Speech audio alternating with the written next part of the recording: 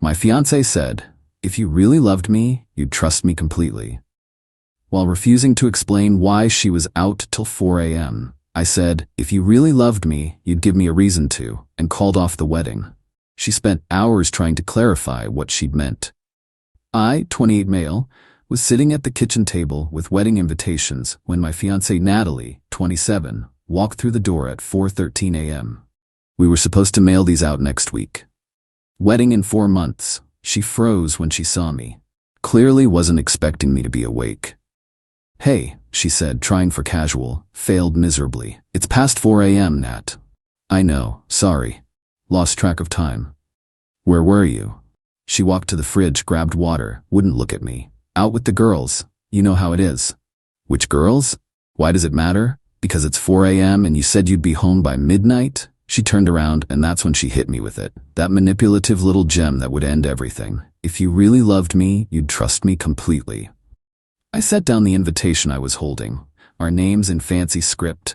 Malcolm and Natalie. Forever. If you really loved me, I said slowly, you'd give me a reason to. The silence stretched between us. She broke it with a laugh. That dismissive, contemptuous sound I'd been hearing more often lately. Wow. Really? You're going to need a detailed report every time I go out? No, I need an explanation when you come home at 4 a.m. with no text, no call, nothing. I don't need to explain myself to you, Malcolm. We're getting married, not entering a prison. You're right, we're not getting married. The water bottle stopped halfway to her mouth. What?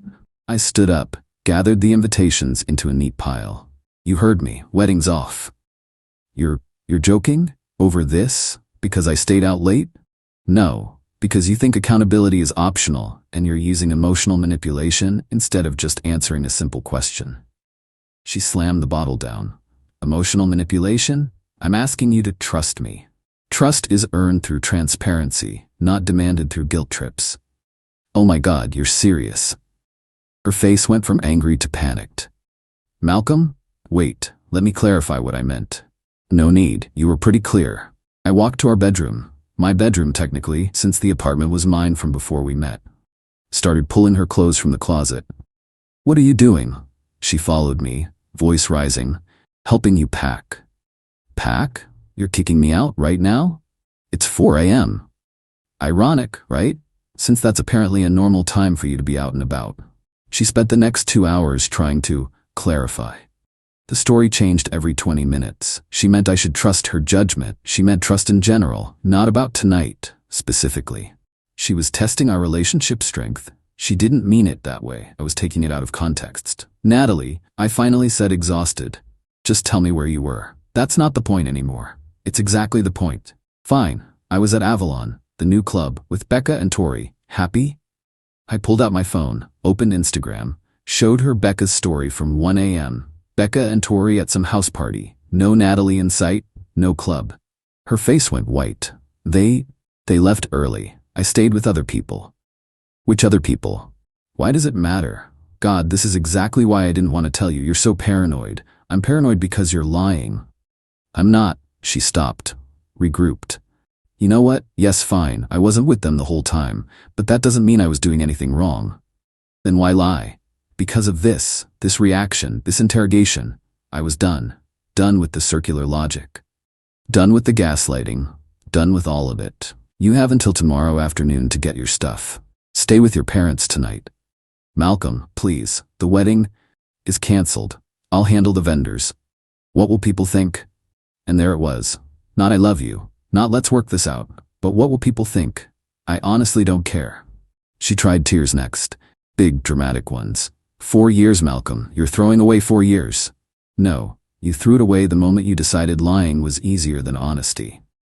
I handed her a bag with some essentials. She stood there, mascara running, still trying different angles. You'll regret this. No one else will put up with your trust issues. I was protecting you from unnecessary worry. This is why I need space sometimes. That last one almost made me laugh. Space. At 4 a.m., sure. As she finally left, she turned at the door. You're making the biggest mistake of your life. Maybe, but at least it's an honest mistake. She slammed the door. I sat back down at the table, looking at 150 wedding invitations we'd never send. My phone started buzzing immediately. Her mom, her sister, her best friend. I turned it off and went to bed. In 4 hours, I'd need to start calling vendors, but right now, I just needed sleep. The wedding was off. And honestly, I felt relief more than anything else. Update 1. The entitlement escalation has been incredible.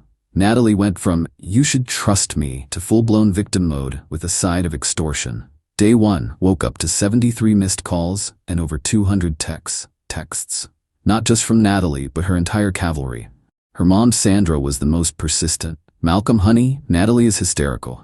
Whatever happened, you two can work it out. Don't throw away your future over one fight."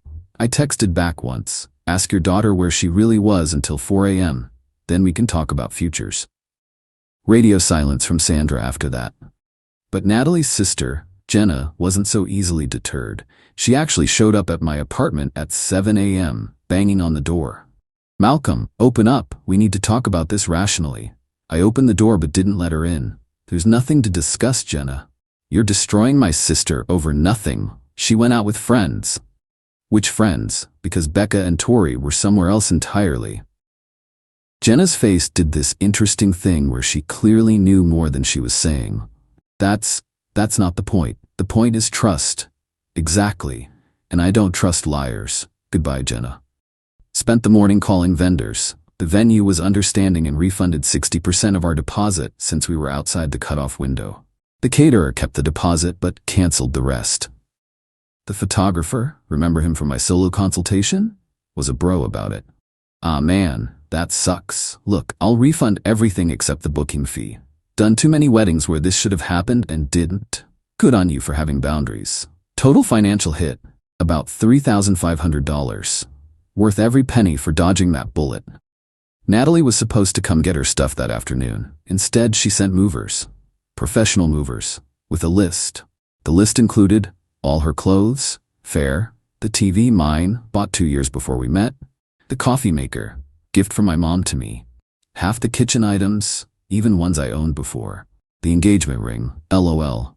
I told the movers they could take anything from the pre-approved pile I'd packed. Nothing else. They looked uncomfortable. "Ma'am said you'd be difficult," one guy muttered. "Ma'am lied about a lot of things. They took what I'd packed and left." 20 minutes later, Natalie called from her friend's phone. I'd blocked her number. "You kept my TV." "My TV? Bought it in 2019. Have the receipt." "We watched it together. That makes it ours." "That's not how ownership works." "And where's my ring? The ring I bought?" "That ring? It was a gift. A conditional gift. No wedding, no ring. That's literally the law. I'll sue you." "Cool. Let your lawyer know I have screenshots of you admitting to lying about where you were that night." Click. By day 2, Natalie had started her PR campaign. Facebook post about surviving emotional abuse and finding strength after trauma. Instagram stories with quotes about narcissistic partners and controlling behavior. The comments were predictable. "You deserve so much better, queen. His loss, babe. Men are trash." But then something interesting happened. My friend Derek, who tends bar at Avalon, the club Natalie claimed to be at, commented, "Weird, I worked that whole night and didn't see you there once." The post disappeared within an hour. Day 3, today, I got an unexpected call from Tom, one of my groomsmen. "Yo Malcolm, you need to know something. Remember Craig's bachelor party last month?" "Yeah?" Natalie was there, not at the party but at the same resort, with some dude. My blood went cold. "What?" "I saw her at the pool bar. Tried to say hi but she acted like she didn't see me. She was with this guy, real cozy. I thought maybe it was a cousin or something." "Why didn't you tell me?" "Bro, I didn't want to start drama without being sure, but now that you've called off the wedding, figured you should know." I sat with that for a minute. The weekend she said she was at a spa retreat with the girls. What did the guy look like? Tall, beard, drove a white BMW. That's all I remember. Something about that BMW comment stuck with me. Our apartment building has visitor logs for the parking garage. I'd never checked them before because why would I?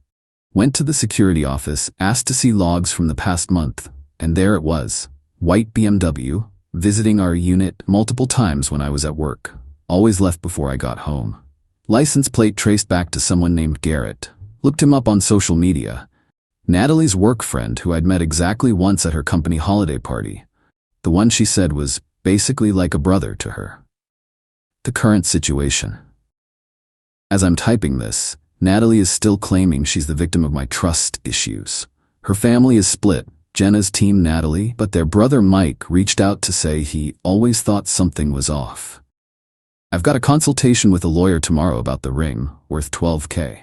Garrett's LinkedIn shows he's in a relationship as of 2 months ago. Wonder who with.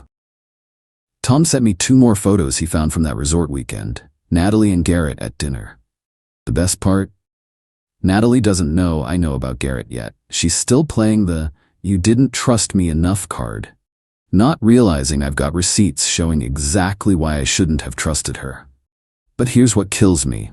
Even now, she won't just admit it. Won't just say, yes, I was with someone else. She'd rather paint me as controlling and paranoid than take responsibility. Tomorrow I'm meeting with the lawyer and then sending all the evidence to her parents. Not to be petty, but because Sandra keeps calling me unreasonable and she deserves to know what her daughter really is. We'll update after the lawyer meeting. Something tells me Natalie's about to learn that actions have consequences. Update 2. The mask has completely fallen off. Once Natalie realized I knew about Garrett, she went from victim to villain real quick. Met with my lawyer, Rebecca, who specializes in this stuff. Showed her everything, the ring receipt, the text where Natalie admitted to lying, the parking logs, the resort photos. Rebecca, the ring is yours, clear cut. Conditional gift law in our state is very straightforward. But this Garrett situation, has she been living with you while seeing him? Me, apparently. Document everything. If she tries to claim any kind of financial support or shared property rights, this will shut it down fast. After the lawyer meeting, I sent Sandra, Natalie's mom, an email with just the facts. The parking garage logs showing Garrett's visits, the resort photos from Tom, screenshot of Natalie admitting she lied about where she was, Derek's comment about her not being at Avalon. Subject line: since you think I'm being unreasonable. Sandra called within an hour. Different tone entirely. Malcolm, is this real? Every bit of it. She told us you were controlling, that you wouldn't let her have friends. Garrett's more than a friend, Sandra. Long silence. Then, I'm so sorry, we didn't raise her to be this way. I know. The ring, she's demanding we help her sue you for it. She can try, won't win. Sandra sighed. I'll talk to her father. This is unacceptable. This is where it gets wild. Natalie apparently didn't tell Garrett the wedding was off. He found out when his girlfriend, oh yeah, he had one too, saw Natalie's surviving abuse posts and asked him about it. Garrett panicked and threw Natalie under the entire bus fleet. Sent me a DM on Instagram. Bro, I'm sorry. She told me you guys were already broken up and just living together for convenience. I didn't know about the wedding. My girl is losing it. Can you please tell her nothing physical happened? I didn't respond, but I did screenshot it. Day 4. Natalie's carefully crafted victim narrative started falling apart. 1. Garrett's girlfriend Megan went nuclear on social media, posted screenshots of texts between Garrett and Natalie. Nothing explicit, but definitely not just friends. 2. One of Natalie's coworkers commented on the drama, mentioning how Natalie would joke about her work husband all the time. Dricka, remember her from the alibi? Finally cracked and admitted. Natalie asked her to cover, but she refused, which is why Natalie had to lie about being with her. When Natalie realized her story was falling apart, she tried a new approach. Blackmail. Got a text from a burner number. I have photos and videos from our relationship that you probably don't want public. Give me the ring and we can end this peacefully. I laughed. Actually laughed out loud. Me. Go ahead, post them. I'll post the security footage of Garrett leaving our apartment. You wouldn't dare. Me, try me. This is revenge porn. No, this is evidence of you cheating. Big difference. Radio silence after that. By day 6, Natalie's family was in full crisis mode. Sandra and her husband Doug demanded Natalie move back home. Jenna finally admitted she knew about Garrett, but didn't think it was her place to tell. Mike, the brother, sent me a beer via delivery app with a note: you dodged a missile, not a bullet. But Natalie wasn't done. She tried one more play. Yesterday morning, got a call from Sandra, crying. Malcolm, Natalie says she's pregnant. My heart stopped for exactly 1 second. Then my brain kicked in. When did she find out? This morning, she says it's yours. Sandra, we haven't been intimate in over 2 months. She said she wanted to wait for the wedding to make it special again. Dead silence. 2 months? Ask her to show you a test. A real one, not a photo. Click. An hour later, Doug, her father, texted, "She's not pregnant. We're handling this. I'm sorry for everything my daughter has put you through."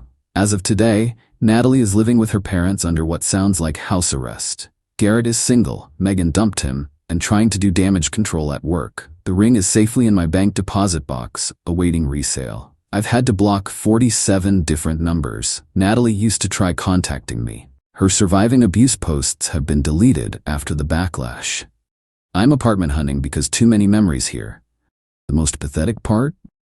Even after everything, the lies, the cheating, the fake pregnancy, the blackmail attempts, she still won't just admit wrongdoing.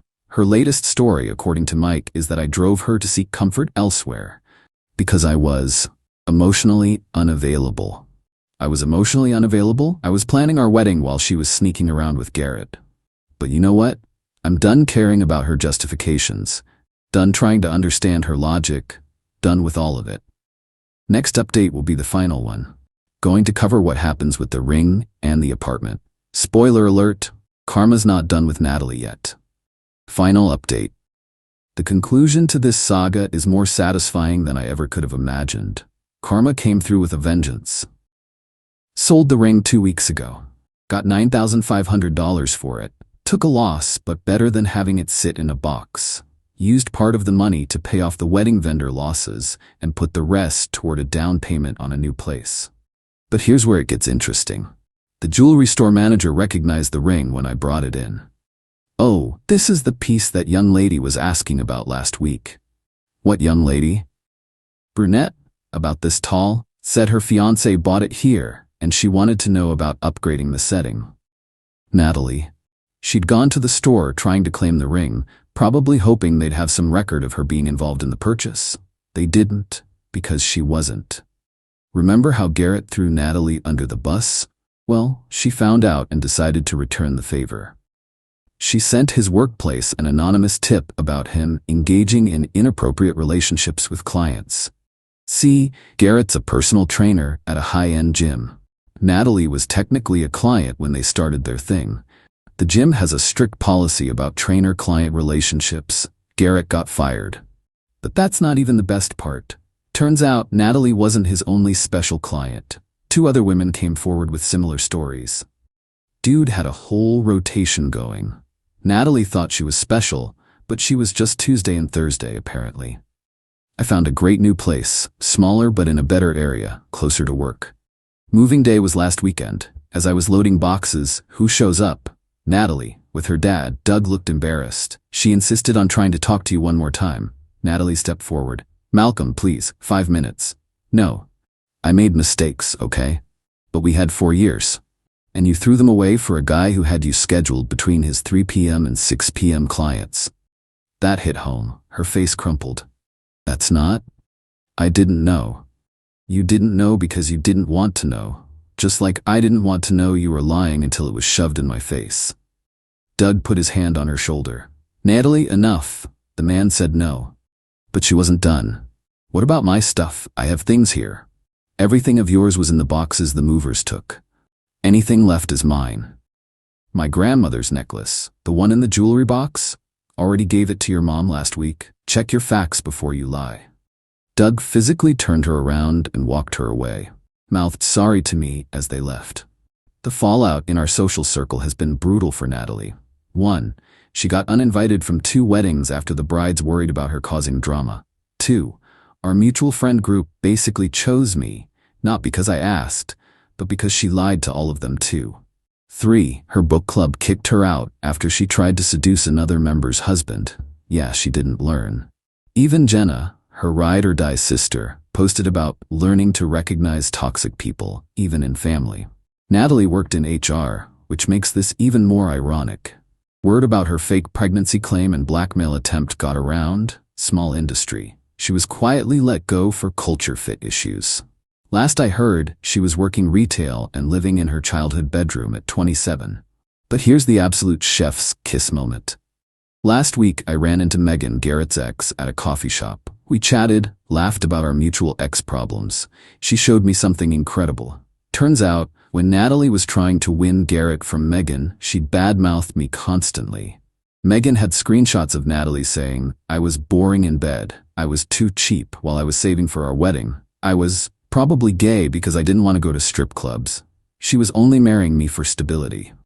Megan, I should have sent these to you earlier. I thought she was just venting, but now we know who she really is. We exchanged numbers. Not romantically, we're both pretty burnt on relationships right now. But it's nice having someone who understands the level of deception we dealt with.